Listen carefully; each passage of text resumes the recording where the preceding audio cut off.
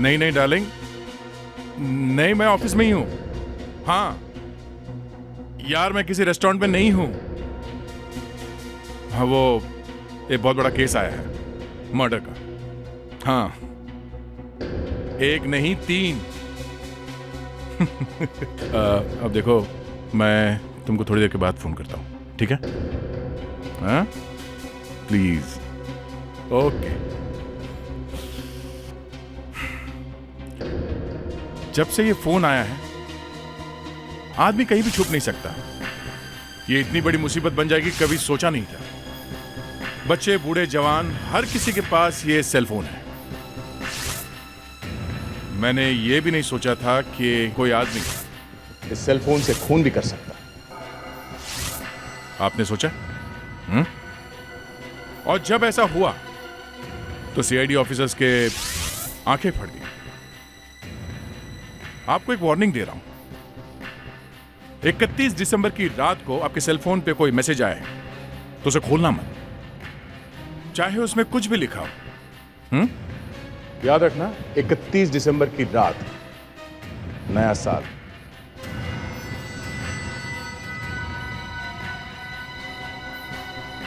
अभिजीत, एक बात नोट की, यहां कंप्यूटर का काफी सामान पड़ा हुआ है। बहुत सारी वायरिंग की कनेक्शन लगाई गई है। लगता है यहां पे कोई कंप्यूटर लैब था। मगर हाउसिंग सोसाइटी में कंप्यूटर लैब यहां पे क्या होगा? याद है ना, सोसाइटी के सेक्रेटरी ने कहा था कि ये अकेले रहता था किराए के मकान में, और शायद ज्यादा किसी से मिलता जुलता भी नहीं था, और शायद इसने अपना नाम भी गलत लिखवाया होगा। एक काम करो, एसीपी साहब के पास इसकी फोटो भेज दो, देखते हैं पुलिस रिकॉर्ड में इसका नाम है क्या।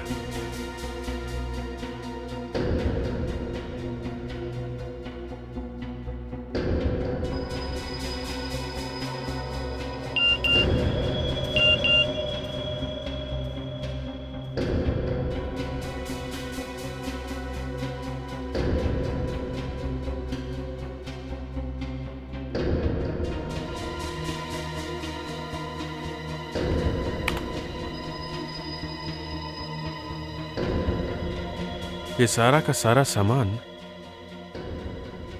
एकदम जला हुआ सा लगता है। ऐसा लगता है यहाँ कोई ब्लास्ट हुआ है क्या? मगर बॉस, ब्लास्ट कैसे हो सकता है? हमें यहाँ पर ना तो गैस का सिलेंडर मिला है और ना ही कोई बारूद या आरडीएक्स के टुकड़े। यहाँ पे जितने टुकड़े हैं सब फॉरेंसिक लैब में भेज देते हैं, वहीं से पता चलेगा यहाँ पे क्या हुआ था। सर। हाँ विवेक। सर, इस पूरे कमरे में हमारे अलावा 2 और लोगों के फुटप्रिंट्स हैं। दोनों अलग अलग हैं? Yes sir. मतलब 2 लोग थे यहाँ पे। फेडरिक्स, ये देखो।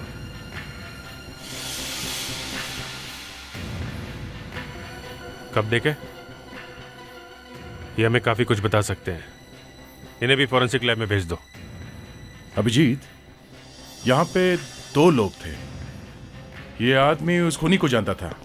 दोनों ने साथ में बैठ के कॉफी पी, और बाद में हो सकता है इनके बीच में कोई झगड़ा हुआ हो, या फिर ये भी हो सकता है इनकी आपस में कोई पुरानी दुश्मनी हो।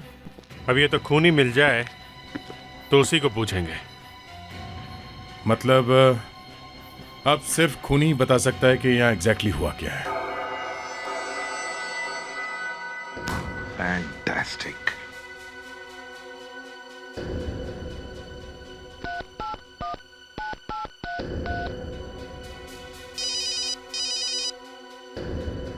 एसीपी साहब, लगता है पता चल गया है।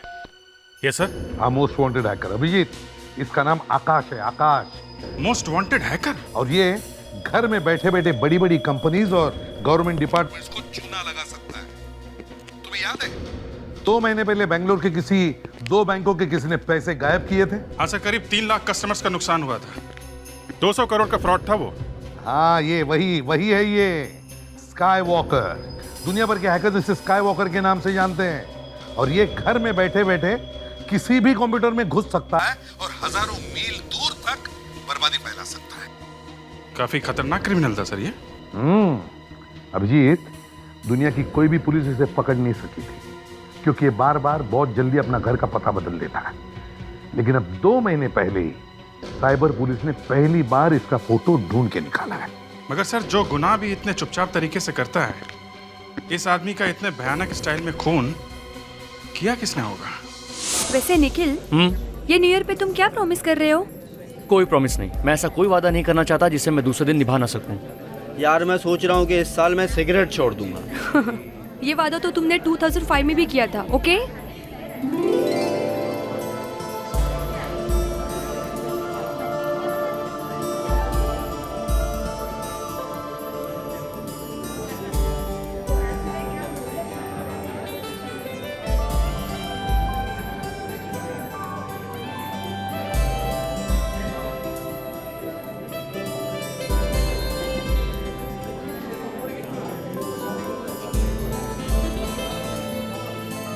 पागल है क्या वो लड़की अपने बॉयफ्रेंड का इंतजार कर रही है। उसने देखा ना तो ये पीटेगा।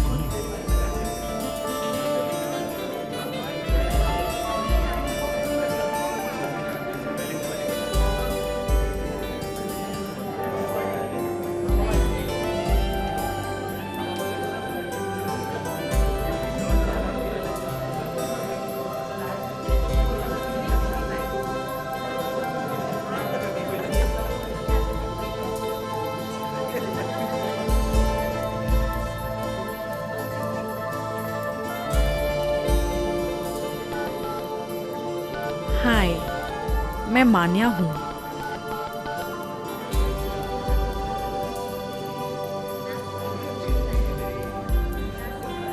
तुम बहुत ही हैंडसम हो।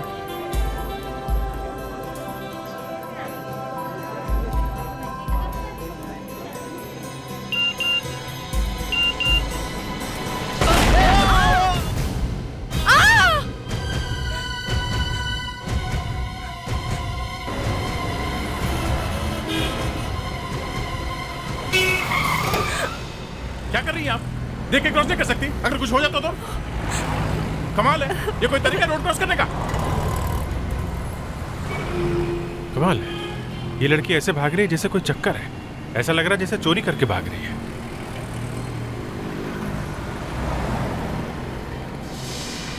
अभिजीत, ये भीड़ कैसी? लगता है यहाँ कुछ गड़बड़ है बॉस। चल के देखते हैं।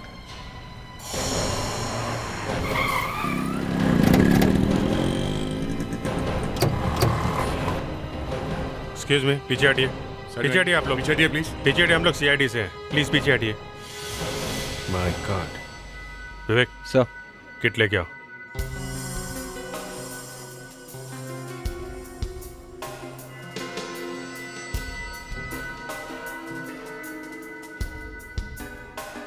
क्या हुआ क्या था यहाँ पे? ब्लास्ट हुआ है सर। ब्लास्ट हो गया? सिर्फ इसी को चोट लगी? Yes sir. किसी को पता है कौन ये आदमी? सर, इसका नाम सैंडी है। ये लोग न्यू ईयर पार्टी के बारे में बात कर रहे थे कि अचानक सैंडी का मोबाइल फट गया।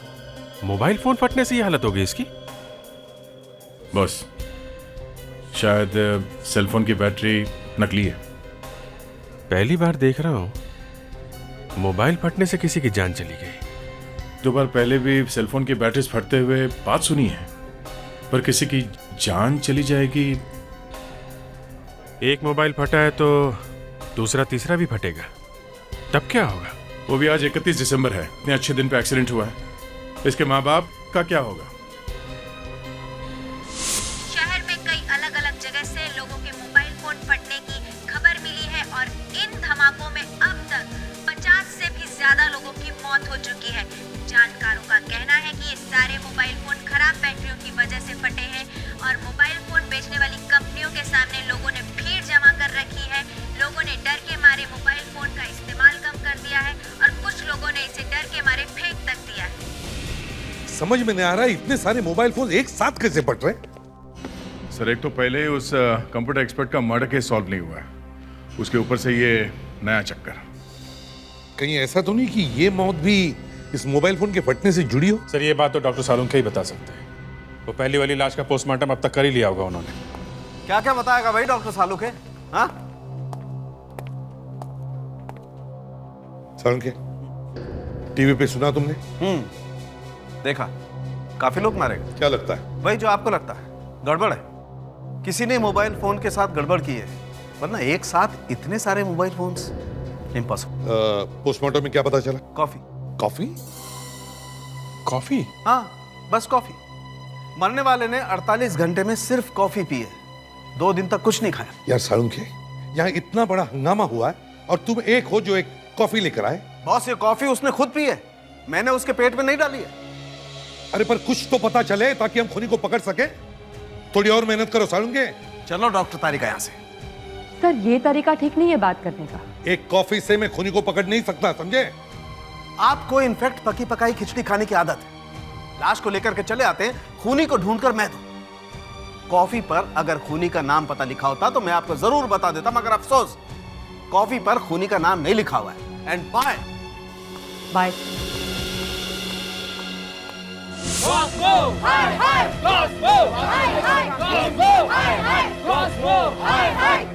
शांत हो जाइए, शांत हो जाइए, प्लीज प्लीज शांत हो जाइए, प्लीज। देखिए, मैं आपको भरोसा दिलाता हूँ, हमारे फोन में कोई प्रॉब्लम नहीं है, कोई खतरा नहीं है। अरे ऐसी की तैसी तुम्हारी क्वालिटी टेस्ट की, यहाँ इतने लोगों की जान जा रही है, उसका क्या? देखिए, मैं आपसे फिर कहता हूँ, कोस्मो का फोन सबसे अच्छा है, फिर भी हमारे एक्सपर्ट पता लगाने की कोशिश कर रहे हैं। अरे प्लीज शांत हो जाइए आप। मारो मारो।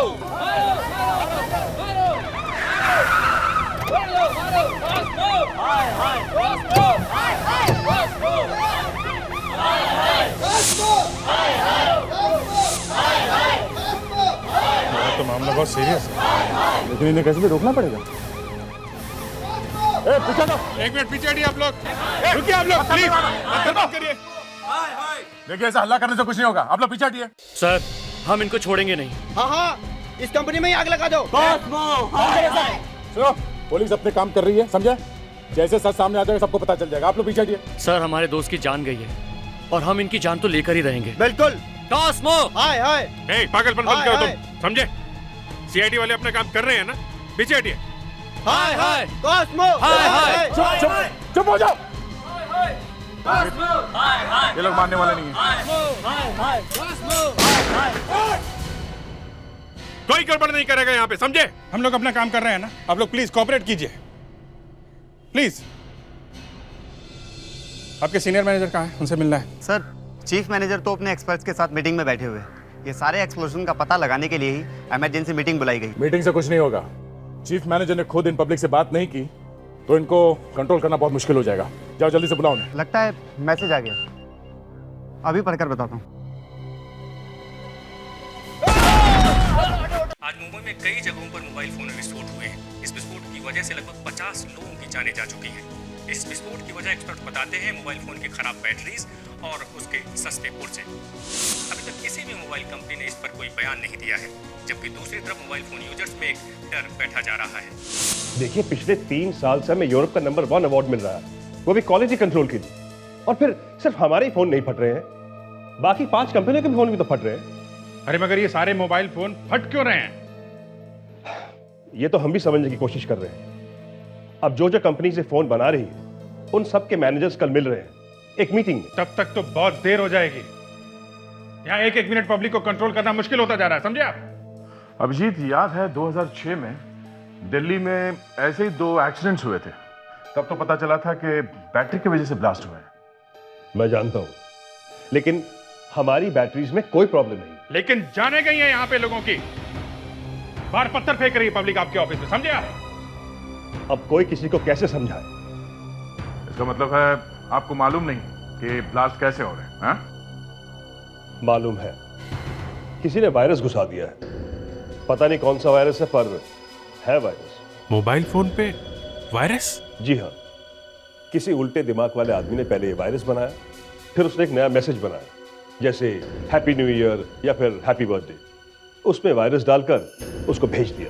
अब जब भी कोई मैसेज को फॉरवर्ड करेगा या फिर खोलेगा, फोन ब्लास्ट हो जाएगा। बॉस, हमें जल्दी से वार्निंग सब न्यूज चैनल में दे देना चाहिए कि एक एसएमएस से खतरनाक वायरस फैल रहा है और कोई एसएमएस ना खोले। मगर हम लोगों को एसएमएस खोल के पढ़ने से रोकेंगे कैसे? तुम्हें तो पता है दुनिया भर में आज के दिन लोग सबसे ज्यादा एसएमएस भेजते हैं। क्या पता कौन सा मैसेज सेफ है, कौन सा खतरनाक है। हमारे पास कोई और रास्ता भी तो नहीं है। सर, कैफे में जिस लड़की की मौत हुई थी, ये सब उसी के दोस्त हैं। और जब मोबाइल फटा तब भी उसी के साथ थे। ये लोग वहीं मिले? एक बात बताओ, जब ये एक्सप्लोजन हुआ था तो सैंडी अपने फोन के साथ कर क्या रहा था? सर वो सैंडी उस दिन वो लड़की वहाँ एक्चुअली। लड़की? क्या कहना चाहते हो? साफ साफ बोलो। सर उस दिन वो लड़की एक्चुअली कैफे शॉप में बैठी थी हमारे बाहर वाले टेबल पर, और सैंडी उसे मैसेज करके बार बार फ्लर्ट करने की कोशिश कर रहा था। एक्चुअली उस लड़की का मैसेज ही ओपन कर रहा था कि अचानक तभी ब्लास्ट हुआ। लड़की के मैसेज से ब्लास्ट हुआ? तुम लोग जानते हो लड़की कौन थी? हम लोगों में से किसी ने भी कभी उसको पहले नहीं देखा। गुमनाम लड़की। इसका मतलब है ये सारे एक्सप्लोशंस उस लड़की ने करवाए। एक मिनट दया, अगर ये फोन का वायरस मैसेज खोलते ही फोन को ब्लास्ट कर देता है और लड़की ने वो मैसेज सैंडी को भेजा, तो वो मैसेज तो लड़की के पास भी होगा, तो उसका फोन क्यों नहीं ब्लास्ट हुआ? हमारे नेटवर्क से जितने भी मैसेजेस गए सबको चेक करो। अब तक 2 करोड़ मैसेजेस एक्सचेंज हुए हैं।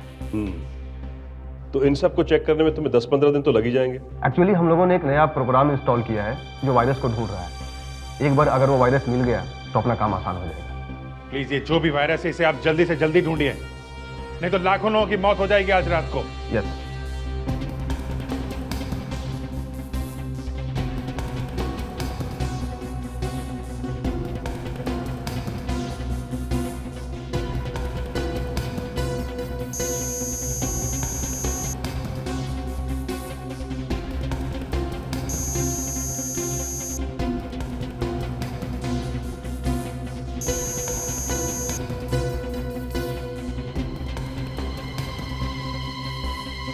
मिल गया सर। ये देखिए, सैंडी और उस लड़की ने एक दूसरे को जो मैसेज किए थे वो यहाँ रहे सर, स्क्रीन पे। Hi this is Sandy, hi this is Manya. Crazy किया रे, यू आर क्यूट। ये तो सब सीधे साधे रोमांटिक मैसेज है। बस ये देखो, सैंडी का आखिरी मैसेज है। This is the best day of my life. ये मेरी जिंदगी का सबसे अच्छा दिन है। और ये आखिरी मैसेज इस लड़की का क्या है? दिखाना जरा। अरे ये क्या, कैसा अजीब मैसेज है? अजीब अजीब से लेटर्स हैं, कैरेक्टर्स बने। ये आजकल के लोग कैसे मैसेज भेजते हैं? जरा डिकोड करो इसे। नहीं सर, इसे मत खोलना। इस मैसेज को खोलकर पढ़ने की कोशिश मत करना। ये वही खतरनाक मैसेज है जिससे सैंडी की डेथ हुई थी। इस एसएमएस को खोलते ही वायरस फोन में फैल गया और फोन ब्लास्ट हो गया। लेकिन अब हमारे पास उस लड़की का मोबाइल नंबर है। वो ज्यादा देर तक हमसे भाग नहीं सकती। चलो पहले उस लड़की को पकड़ते हैं, तभी पता चलेगा कि इस वायरस का सीक्रेट क्या है। मैम, इसके सारे फीचर्स कमाल के हैं। इन दिनों यही चल रहा है। Okay, thank you. Thank you. Mobile बदल लिया, अच्छा किया। चलो अब 1-2 बातें भी कर लेते हैं। आप लोग कौन है? सीआईडी। लेकिन क्यों?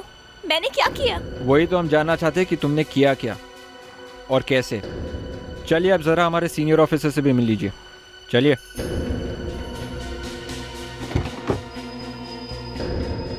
सर, ये रही मान्या। ये तो वही लड़की है जो कैफे के बाहर हमारे गाड़ी के सामने आई थी। मैंने कहा था ना, लग रहा है कि चोरी करके भाग रही है। अंदर आ। सब सच कह रही हूँ, मैंने कुछ नहीं किया। ये बताओ उस लड़के की मौत हुई कैसे? मेरी कोई गलती नहीं है। उसी ने मुझे पहले ब्लूटूथ से मैसेज भेजा, फिर मैंने भी उसे एसएमएस भेज दिया। जैसे तुम्हारा काम हो गया, सैंडी का सेल फोन ब्लास्ट हो गया और तुम वहां से चुपचाप भाग गई। क्यों? देखो, हमें पता चल चुका है जिस कंप्यूटर वायरस से मोबाइल फटता है वो तुम्हारे ही एसएमएस के साथ गया था सैंडी के मोबाइल फोन पे। समझी तुम? वायरस? मैं किसी कंप्यूटर वायरस के बारे में कुछ नहीं जानती। मैं तो एक फर्स्ट ईयर बीए स्टूडेंट हूँ बीके इंस्टीट्यूट की। आप मेरे पेरेंट्स, मेरे प्रोफेसर, उसे चेक कर लीजिए। मैं सच कह रही हूँ सर, मैं किसी कंप्यूटर के बारे में कुछ नहीं जानती। अच्छा एक बात बताओ, आखिरी एसएमएस तुमने क्या भेजा था सैंडी को? Happy new year. Happy new year? Happy new year? Vivek, गाड़ी रोको।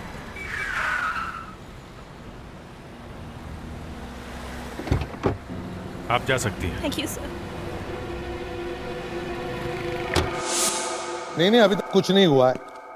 अरे कुछ पता ही नहीं चल रहा है।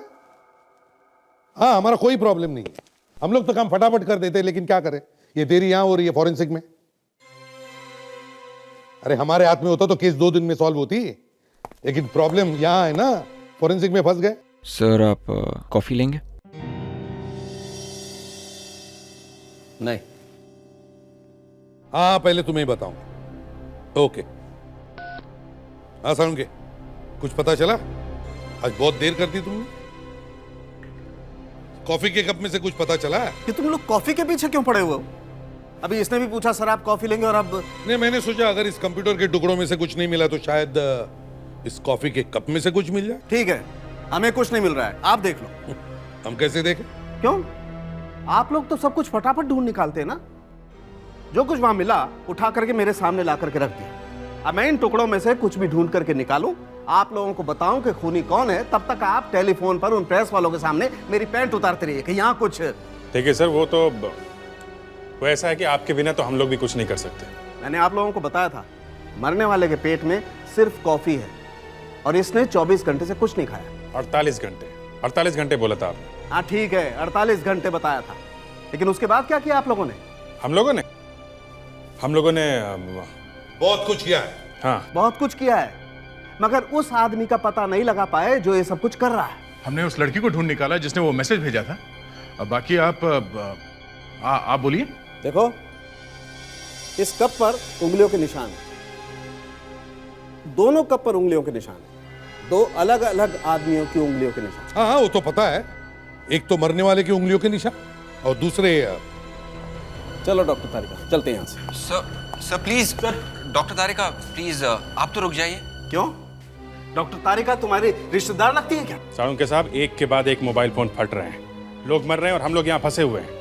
अगर आप अब भी जल्दी से कुछ नहीं करेंगे तो सब बर्बाद हो जाएगा।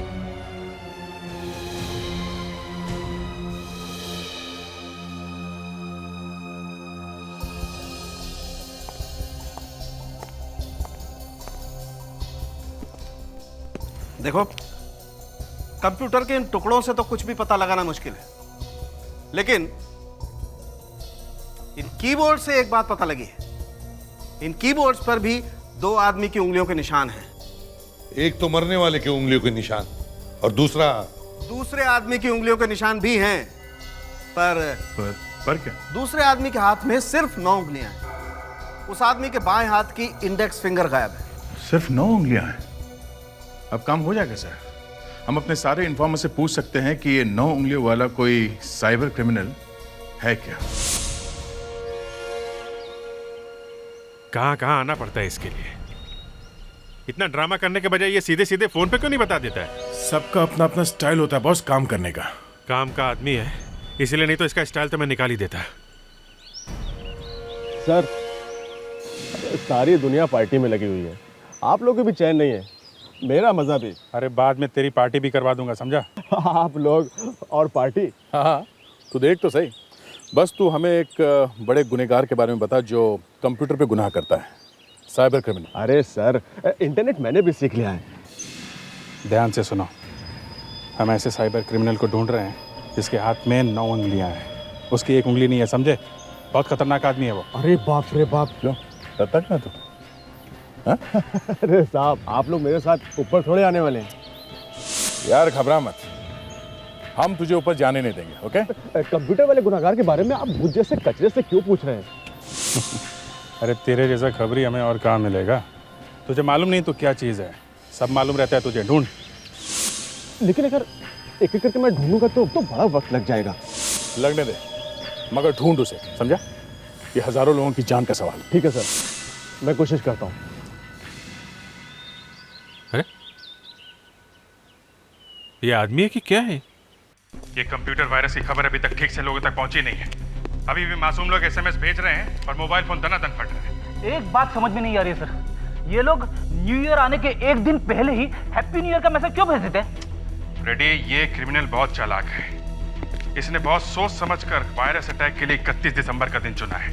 ज्यादा से ज्यादा लोग अपने फैमिली और फ्रेंड्स के साथ घर के बाहर होते हैं तो टेलीविजन कौन देखेगा? मगर होगा कौन ये? सर, कहीं ये कोई टेररिस्ट अटैक तो नहीं? अरे ये तो टेररिस्ट से भी भयानक अटैक है। ये किसी पागल और सिरफिरे आदमी का काम है फ्रेडी, लेकिन बिना किसी एक्सपर्ट और कंप्यूटर जीनियस के मदद के बगैर ये नहीं हो सकता। ये उसी आदमी का काम है जिसकी एक उंगली गायब है। 6:30 आधी रात से पहले हमें किसी तरह इसे रोकना होगा।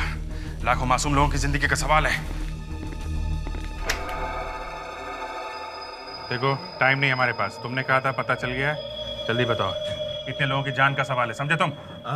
ये कलर देख के बता सकते हो कि ये कितनी पुरानी है? वेटर की आप जल्दी से बता। रॉकी बहुत बड़ा नाम है उसका, लेकिन आज तक उसका चेहरा किसी ने नहीं देखा। लेकिन मैं उसका इतिहास निकाल कर लाया हूँ। इतिहास मतलब? अरे सर, पहले वो एटीएम से पैसे चुराता था। हाँ, एटीएम मशीन में उसका हाथ फंस गया और उसकी एक उंगली चली गई। अब काम की बात बोल, समझे? मतलब? ये रॉकी मिलेगा कहाँ?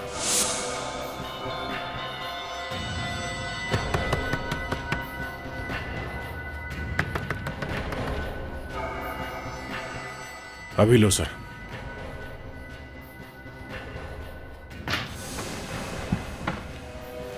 अरे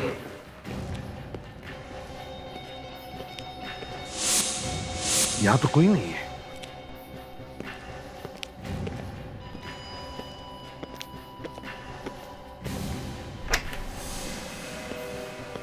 बस तुम्हारा खेल खत्म हो गया। और निकल। नहीं सर, मैं क्या मैं लगा रखी है? जब इतने लोगों को मारने का प्लान बनाया था तब नहीं सोचा था?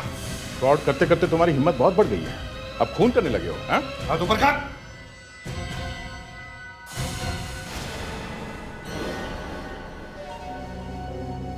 इसकी तो 10 उंगलियां हैं और रॉकी की तो 9 है। सर, मैं रॉकी का छोटा भाई हूँ सर, लेकिन बात क्या है सर? छोटा भाई है? ये तुम्हारे पूजनीय बड़े भाई साहब कहाँ हैं? हैं? सर, आप लोग कौन है सर? हम लोग सीआईडी से हैं। सीआईडी? और तुम्हारे भाई ने आकाश का खून कर दिया है। कहाँ है वो? सर, वो तो काम के सिलसिले में 2-3 दिन के लिए बाहर गया है। उसने फोन भी नहीं किया। हम लोग खुद बहुत परेशान है सर। तुम क्या छुपाने की कोशिश कर रहे हो? हटाओ।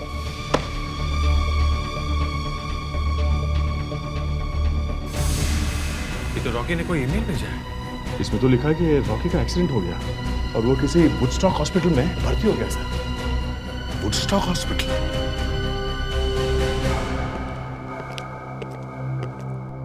अभी पता चल जाएगा इसने आकाश का खून क्यों किया और वायरस फैलाने में इसका कितना हाथ है।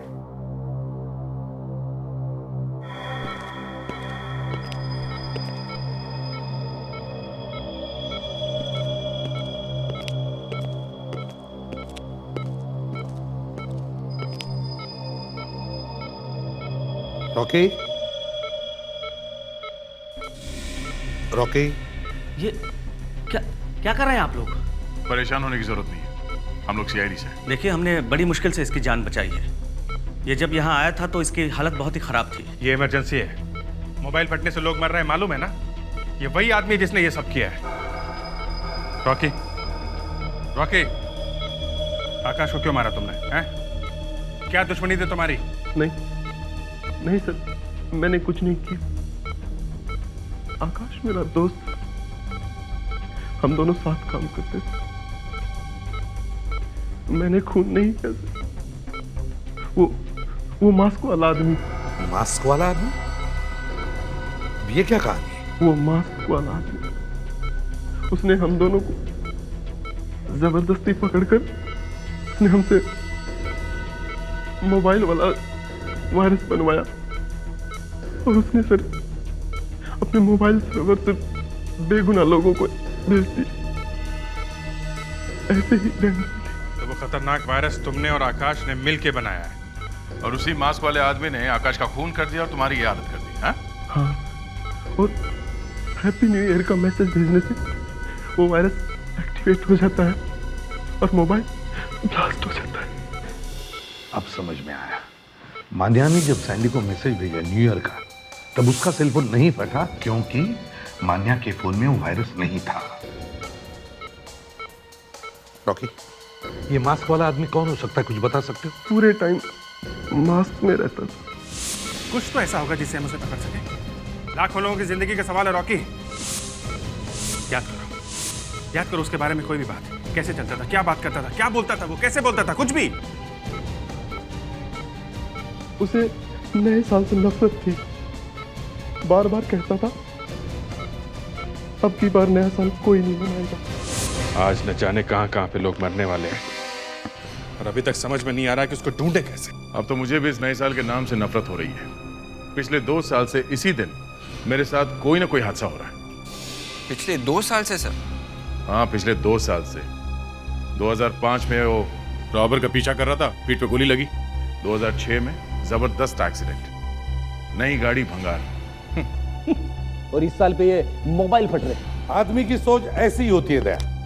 कभी किसी रोज 2 बुरी चीजें हो गई ना तो आदमी उस दिन से ही नफरत करने लगता है। कहता है पनौती लग गई। मतलब अभिजीत जरा सोचो, उस आदमी ने 31 दिसंबर को ही कुछ करने का प्लान क्यों बनाया? 31 दिसंबर को ही क्यों? जरा सोचो। लगता है अभिजीत, रॉकी और आकाश को जिस मास्क वाले आदमी ने पकड़ा था उसे 31 दिसंबर को कोई बड़ा झटका लगा होगा। काम करो, पिछले 2-3 साल के सारे रिकॉर्ड्स चेक करो और देखो नए साल वाले दिन कोई बड़ा कांड हुआ था क्या।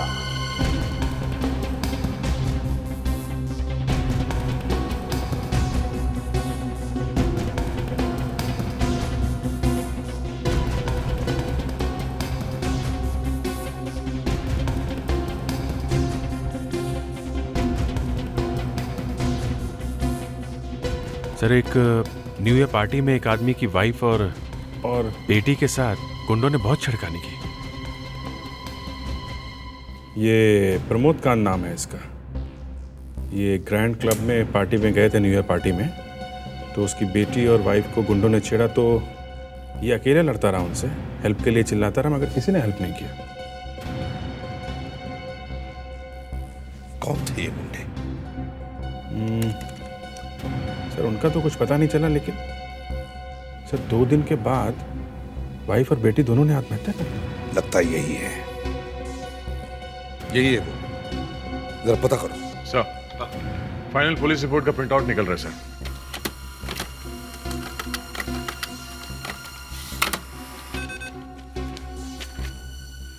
प्रमोद कांत, 13 गुलमोहर।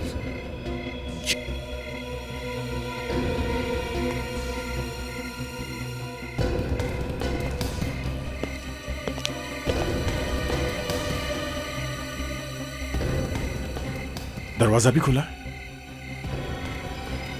या तो हमें देर हो गई है या हमारे स्वागत की तैयारी है।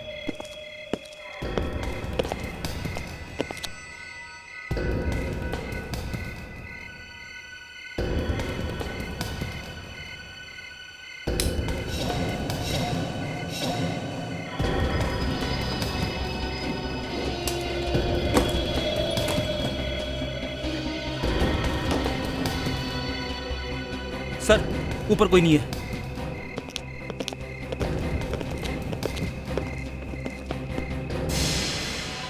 ये आदमी यहाँ क्या कर रहा है? इसे पूछते हैं।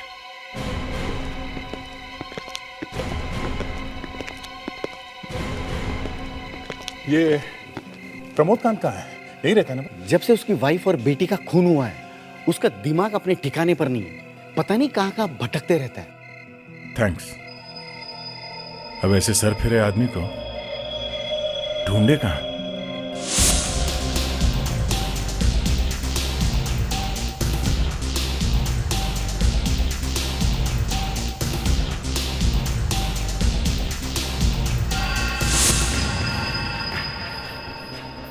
इतना सब कुछ होने के बाद भी चले आए पार्टी करने के लिए। कोई जिए या मरे इनको कुछ फर्क नहीं पड़ता। मुझे नफरत है इस न्यू ईयर की शाम से। ये म्यूजिक, ये डांस, ये पार्टी। सर, प्रमोद के मिलने की जितने भी जगह थी वो तो एक एक करके देख ली। अब किसी दूसरे तरीके से सोचना होगा सर। दया, लाखों लोगों की जान खतरे में, समझ में नहीं आता।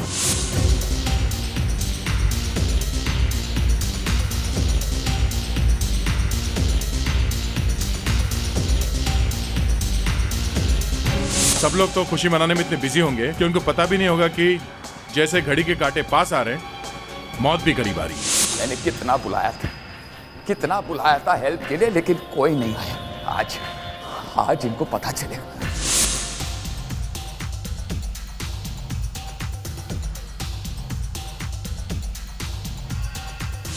ऐसी खतरनाक न्यू ईयर पार्टी मैंने कभी नहीं देखी। पटाखों की जगह मोबाइल फूटेंगे। सर, जिस पार्टी में प्रमोद की पत्नी के साथ बदतमीजी की थी लोगों ने, जहां से उसे गायब किया था सर।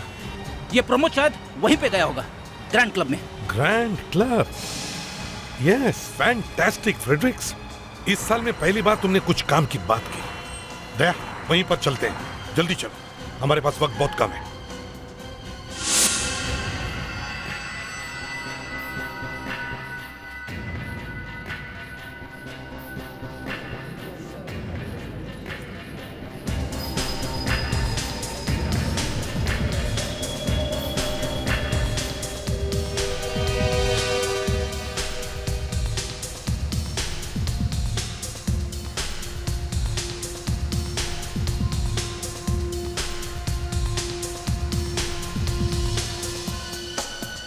तुम सबके पास प्रमोद का फोटोग्राफ है ना? Yes sir. सब लोग अलग अलग हो जाओ और एक एक आदमी को चेक करो।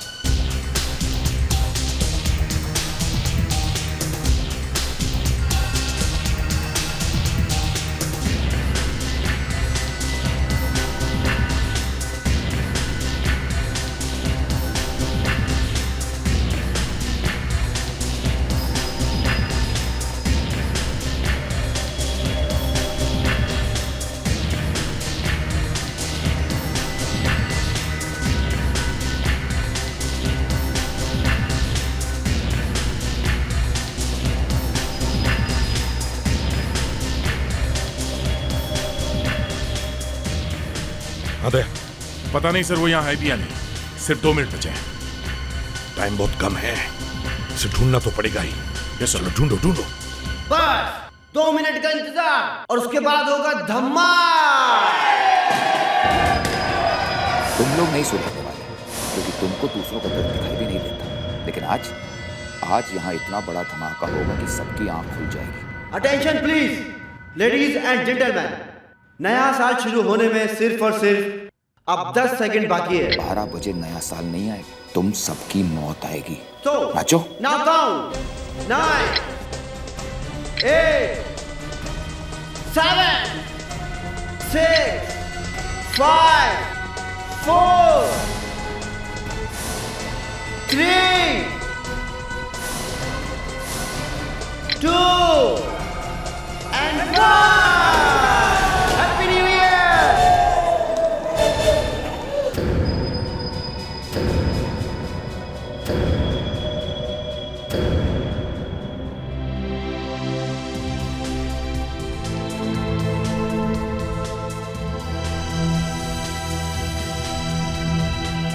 Happy New Year!